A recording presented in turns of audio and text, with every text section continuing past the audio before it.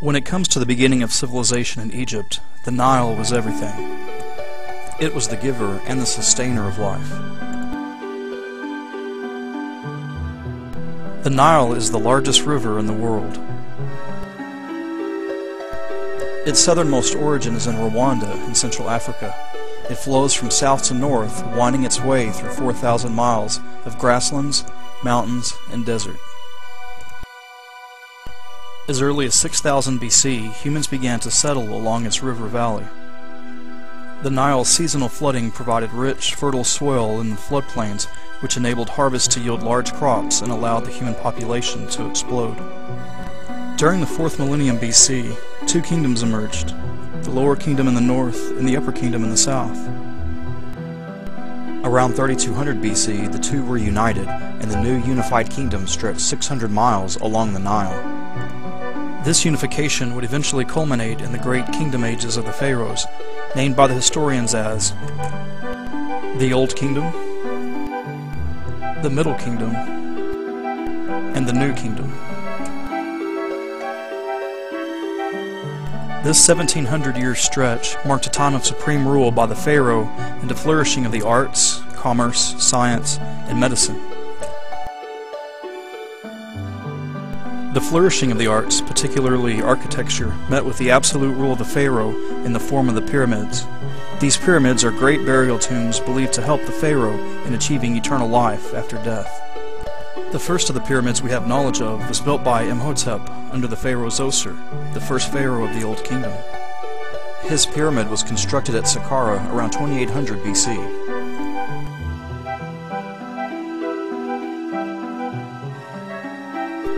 Also during the Old Kingdom, the three pyramids at Giza were built.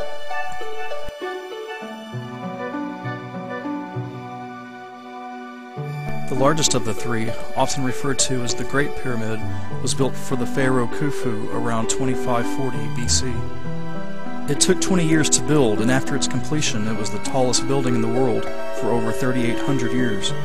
Of the 7 wonders of the ancient world, it is the only one still standing.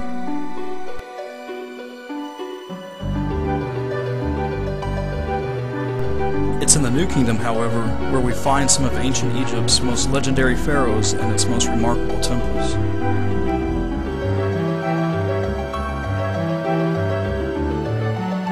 King Tutankhamun ruled during this era.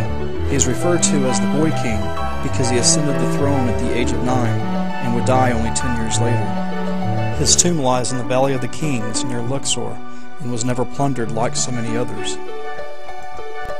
When his tomb was discovered in 1922, hundreds of artifacts were recovered along with his mummy, most notably his burial mask.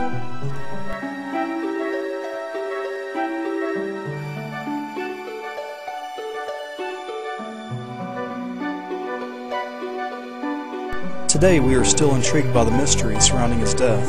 Only 19 when he died, the cause of death could not have been a natural one. The mummy of this Boy King has been x-rayed several times since the 1960s, and he underwent a CT scan in 2005. Experts concluded that a break in his leg caused gangrene, from which he subsequently died.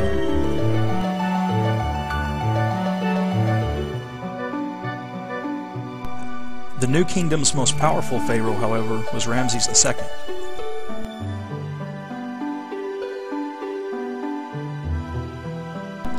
He ascended the throne in 1279 BC in his early 20s, and he ruled for 66 years.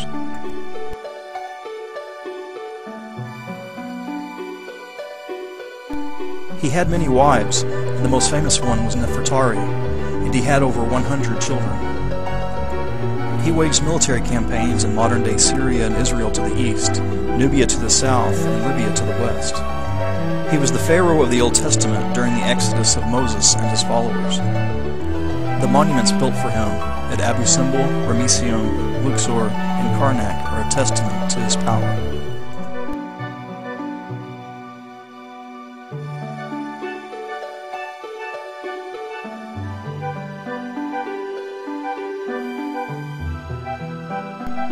With the end of autonomous Egyptian rule after the fall of the New Kingdom, several area powers would come to reign over Egypt. Among those were the Ethiopians, the Libyans, and the Nubians. Then after 500 years, two of the great empires of the day invaded and established rule. The first of these were the Persians in 517 BC. Darius and Xerxes also ruled during this time. Persian rule would end when Alexander the Great defeated Darius III in 332 BC.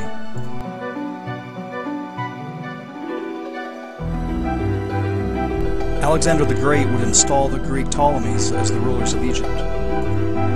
The Ptolemies established the great Mediterranean city of Alexandria and made it their capital. The most famous Ptolemaic ruler was Cleopatra, the Queen of the Nile. Stories of love and intrigue surrounding her life and rule would become the stuff of literature. Cleopatra had affairs with Julius Caesar and then Mark Antony after Caesar's death.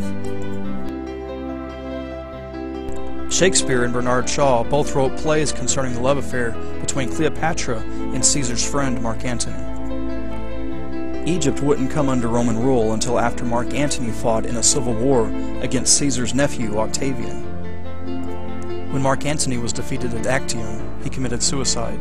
Cleopatra did the same.